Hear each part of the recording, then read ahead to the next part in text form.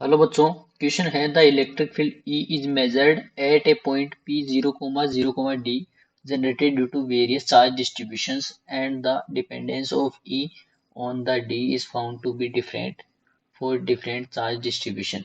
List 1 contains different relation between E and D. List 2 describe different electric charge distribution along with their location. Match the function in list one with the related charge distribution in list two. अपने को list two के अंदर various various charge distribution दे रखा है और list one में corresponding अपने को इलेक्ट्रिक फील्ड बताना है कि इस पर्टिकुलर डिस्ट्रीब्यूशन के लिए ये इलेक्ट्रिक फील्ड होगा. और इलेक्ट्रिक फील्ड कहाँ मेजर करना है वो अपने को बता रखा है कि E is measured eight point 0, 0, D. ठीक है, तो आइए बात करते हैं. अपने को ये कोई एक पॉइंट P है, ठीक है, 0, 0, D. ठीक है, इस पॉइंट पे इलेक्ट्रिक फील्ड मेजर करना है डिफरेंट डिफरेंट चार्ज डिस्ट्रीब्यूशन की वजह से. तो आइए बात करते हैं अपन सबसे पहले फर्स्ट स्टेटमेंट की बात करते हैं. Point charge Q at the origin. अगर एक पॉइंट चार्ज यहाँ पे Q रख दूं मैं, ठीक है, तो पॉइंट P पे इसकी वजह से इलेक्ट्रिक फील्ड कितना होगा? E इक्वल टू के क्यू अपॉन आर स्क्वायर. और यहाँ पे डिस्टेंस क्या है? ठीक है, ये वाला डिस्टेंस हो जाएगा जो कि D है, D स्क्वायर. तो आप यहाँ से देख सकते हो जो इलेक्ट्रिक फील्ड है वो inversely proportional to D square है. तो फर्स्ट के लिए R option is the appropriate. First के लिए एक मिनट में यहाँ पे लिख देता हूँ P Q R और S. ठीक है, तो फर्स्ट वाला किस में आएगा? फर्स्ट वाला आएगा R के अंदर. फर्स्ट के लिए R is the suitable. Okay, फिर सेकंड की अपन बात करते हैं. सेकंड स्टेटमेंट दे रखा है small dipole with point charges Q at 0, 0, L and minus Q at 0, 0, minus L. Take 2L is very very less than D. तो आइए बात करते हैं. अपने को इस बार क्या दे रखा है? इस बार अपने को ये तो पॉइंट 0, 0, D ही रहेगा. इस बार अपने को एक तो प्लस Q चार्ज दे रखा है, ठीक है, प्लस Q, और एक दे रखा है माइनस Q. ओके, और दोनों के बीच की डिस्टेंस 2L है. ठीक है, ओके, मतलब कि ये जो डिस्टेंस है ओरिजिन से प्लस क्यू की जो डिस्टेंस है वो अपने पास L है और माइनस क्यू की डिस्टेंस भी L है. ठीक है, और यहाँ पे 2L is very very less than D भी दे रखा है. मतलब जो D पॉइंट है, P पॉइंट वाला है, वो इस डाइपोल से बाहर है. ओके, अपने को P पॉइंट पे इलेक्ट्रिक फील्ड लिखना है इस डिस्ट्रीब्यूशन की वजह से. तो बताओ कितना होगा? ये जो P पॉइंट है इस डाइपोल के लिए एक्सियल पॉइंट पे है, तो एक्सियल पॉइंट पे electric field due to dipole होता है 2k lambda upon are cube. ठीक है, और ये कब होता है? जब r is very very less than r is very very greater than जो डिस्टेंस या distance between both the charges होती है डाइपोल की, उससे. ठीक है, तो ये अपने को कंडीशन ऑलरेडी क्वेश्चन के अंदर दे भी तो रखी है, 2L is very very less than D. तो ये फॉर्मूला डायरेक्ट अपन यूज कर सकते हैं. R क्या है इधर? R है यहाँ पे डाइपोल के मिड पॉइंट से पॉइंट की डिस्टेंस, तो वो है D.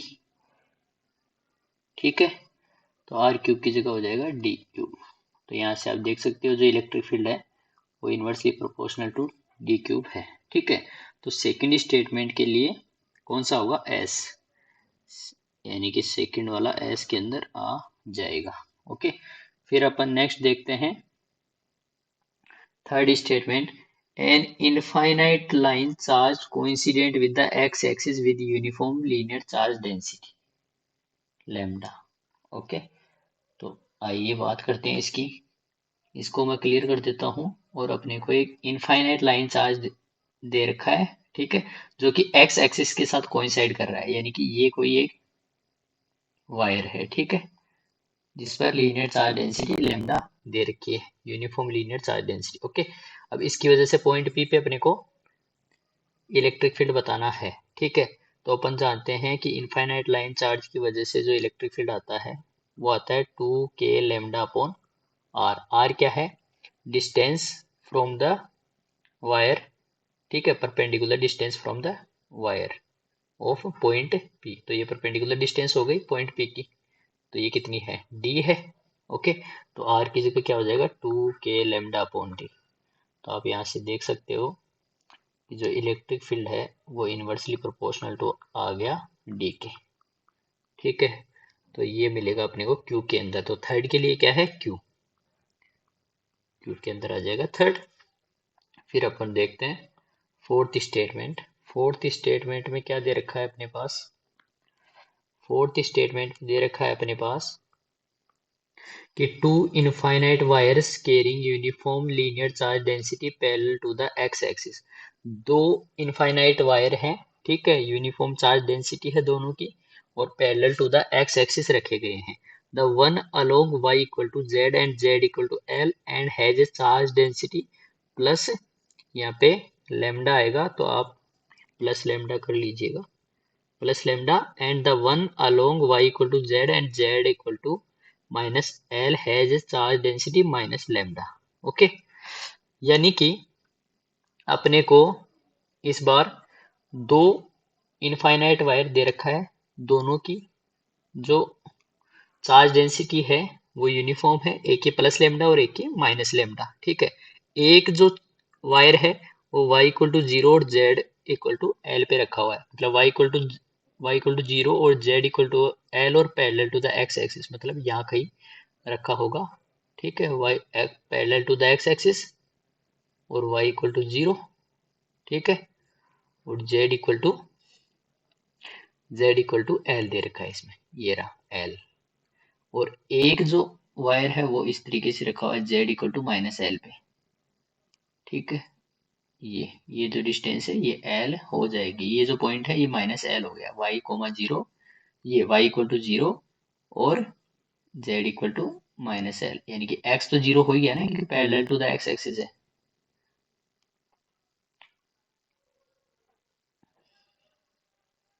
तो यहाँ पे पॉइंट हो गया है अपने पास, पॉइंट का मतलब दो अपने पास इनफाइनाइट वायर इस तरीके से सिचुएटेड हैं। ओके, और पॉइंट जो P है जहाँ पे अपने को इलेक्ट्रिक फील्ड लिखना है वो बाहर ही होगा इस डिस्ट्रीब्यूशन से, क्योंकि 2L is very very less than D अपने को दे रखा है। ठीक है, तो अपन आइए इलेक्ट्रिक फील्ड लिखते हैं। जो रिजल्टेंट इलेक्ट्रिक फील्ड है वो होगा दोनों वायर की वजह से E1 माइनस E2। अब माइनस क्यों लिखा है, इसकी वजह से जो इलेक्ट्रिक फील्ड होगा जिसपे प्लस लेमडा है उस पे अवे फ्रॉम द वायर होगा। ठीक है, इस डायरेक्शन में होगा, यानी कि पॉइंट P पे अगर इलेक्ट्रिक फील्ड डिनोट करें अपन तो इस डायरेक्शन में होगा E1, और जिस पे माइनस लेमडा है उसकी वजह से टुवार्ड्स द वायर होगा, यानी कि E2 होगा इस डायरेक्शन में। तो जो रिजल्टेंट इलेक्ट्रिक फील्ड है वो दोनों का सब्ट्रैक्शन होगा। तो E1 क्या लिखेंगे अपन, E1 लिखेंगे 2k lambda upon R1 minus 2k lambda upon R2। ठीक है, लीनियर चार्ज डेंसिटी तो लेमडा लेमडा ही है दोनों की। ओके, अब आइए बात करते हैं 2k लेमडा R1 क्या आएगा। फर्स्ट वायर से डिस्टेंस कितना है पॉइंट P का, फर्स्ट वायर से डिस्टेंस है अपने पास ये जो D है, ठीक है, ये तो कंप्लीट D हो गया और ये वाला L हो गया, और अपने को निकालना है ये वाला। ठीक है, तो ये वाला कितना होगा, D minus L, D minus L. ठीक है, सिमिलरली जो सेकंड वायर है उसकी वजह से उससे डिस्टेंस निकालना है पॉइंट P का, तो वो हो जाएगा इतना। ठीक है, तो ये कितना होगा, ये होगा D प्लस एल। आप देख सकते हो ये तो हो गया D और ये हो गया L। ठीक है, तो D प्लस एल हो जाएगा। इसको अपन सोल्व करेंगे तो ये आएगा 2k लेमडा अपन कॉमन ले लेंगे और 1/d minus L minus 1/d plus L. LCM लेके अपन सोल्व करेंगे तो 2k lambda d plus L minus d plus L, d से d cancel, D square minus L square. ठीक है, यहाँ से आगे सोल्व करेंगे अपन तो 2k लेमडा और ऊपर आ जाएगा 2l, यानी कि 4k lambda L upon D square minus L square. तो डी स्क्वायर कॉमन लेता हूँ मैं यहाँ से, तो ये आएगा 1 minus L square upon D square. ठीक है, अब यहाँ से अपने को देखा है कि 2l is very very less than d। ठीक है, तो जो L square upon D square है वो नेग्लेजिबल हो जाएगा, और उसके नेग्लेजिबल होने की वजह से ये टर्म बचेगी 4k lambda L upon D square. ठीक है, यानी कि जो इलेक्ट्रिक फील्ड है वो inversely proportional to D square है। तो inversely proportional to D square कहाँ है? आर के अंदर। तो फोर्थ के लिए कौन सा होगा? R is the suitable. ठीक है, अपने को एक और निकालना है फाइनल। एक मिनट, फाइनल वाला अपने को निकालना है जिसके अंदर अपने को दे रखा है infinite plane charge sheet coincide with the x y plane with uniform surface charge density. X y plane के अंदर यूनिफॉर्म सरफेस चार्ज डेंसिटी की इनफाइनाइट प्लेन चार्ज रखी हुई है। मतलब क्या होगा, आइए बात करते हैं। अपने को पॉइंट पी पे इलेक्ट्रिक फील्ड लिखना है इनफाइनाइट प्लेन चार्ज शीट की वजह से। ठीक है, ये 0,0,d है, ये पॉइंट पी है, और एक्स वाई प्लेन के अंदर रखी हुई है एक infinite plane charge sheet. Okay, तो आइए देख लेते हैं। एक्स वाई प्लेन के अंदर इस तरीके से कोई एक प्लेन चार्ज शीट रखी हुई है अपने पास। ठीक है, ये एक्स वाई प्लेन के अंदर है। ठीक है, और यहाँ से इस प्लेन शीट से पी पॉइंट पे अपने को इलेक्ट्रिक फील्ड लिखना है, मतलब कि इस प्लेन शीट के परपेंडिकुलर पॉइंट, क्योंकि जेड एक्सिस परपेंडिकुलर होगा ना एक्स वाई प्लेन के, और एक्स वाई प्लेन के अंदर है प्लेन चार्ज शीट, तो पॉइंट जो पी होगा वो तो परपेंडिकुलर लाइन पे सिचुएटेड होगा।